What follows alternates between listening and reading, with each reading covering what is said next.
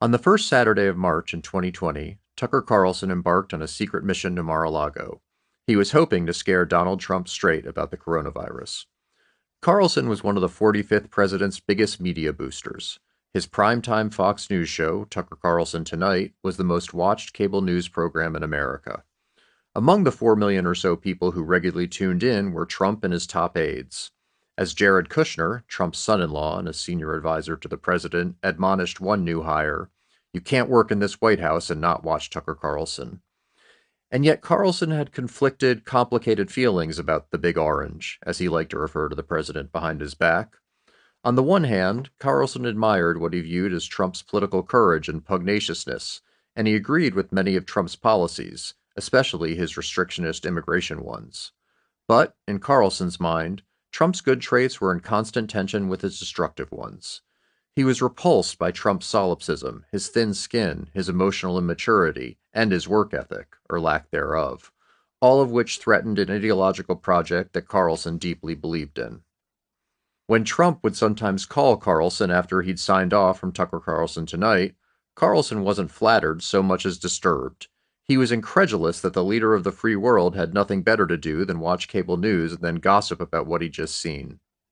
Unlike his Fox brethren Sean Hannity and Lou Dobbs, who reveled in their access to the president, Carlson maintained a wary personal and professional distance.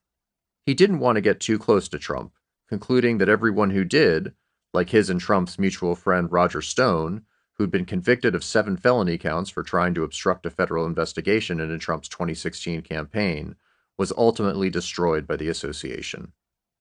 But on that Saturday in March, it was Carlson who was seeking an audience with Trump. For weeks, he had been watching with growing alarm as the coronavirus spread from China to Europe to the United States. While other Fox primetime hosts, Hannity and Laura Ingraham, ignored COVID-19, or, when they did address it, dismissed the virus as a liberal hoax, Carlson had devoted several segments to it on his show, even inviting Anthony Fauci on as a guest. But Trump never called to talk after those episodes. Carlson knew that the president was not taking the threat of the pandemic seriously. He was loath to ask Trump for any favors. In fact, when Trump would call Carlson, Carlson tried to keep his side of the conversation to a polite minimum. But now, facing the prospect of a global pandemic, he believed he had a moral obligation to try to get Trump to do something about it. Carlson's wife, Susie, told him that it was his duty as an Episcopalian. Carlson, who spends his winters in Florida, where he owns a home on the exclusive Gasparilla Island, drove 180 miles across the state to Palm Beach. He'd never been to Mar-a-Lago, and he did not want anyone to know that he was going now, so he arranged with the Secret Service to slip into the club through a little-used entrance, away from the bustling lobby. Then he was hustled to Trump's private quarters, where the president was expecting him. For the next 2 hours, Carlson tried to put all the persuasive skills he'd honed as a TV pundit to the task of convincing the president that COVID-19 was not a joke. He told Trump about a personal friend, someone he'd just seen a month and a half before for dinner, who caught the virus and was now in the ICU with double pneumonia and fighting for his life. He explained the concept of community transmission and offered dire predictions about a lack of ventilators.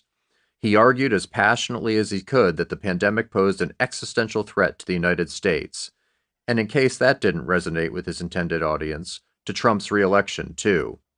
Trump heard Carlson out. At one point, the president even got Mike Pence to sit in on the meeting so he could listen as well. But when the conversation was over, Carlson could tell that he hadn't gotten through to the president. His influence, seemingly, could only go so far.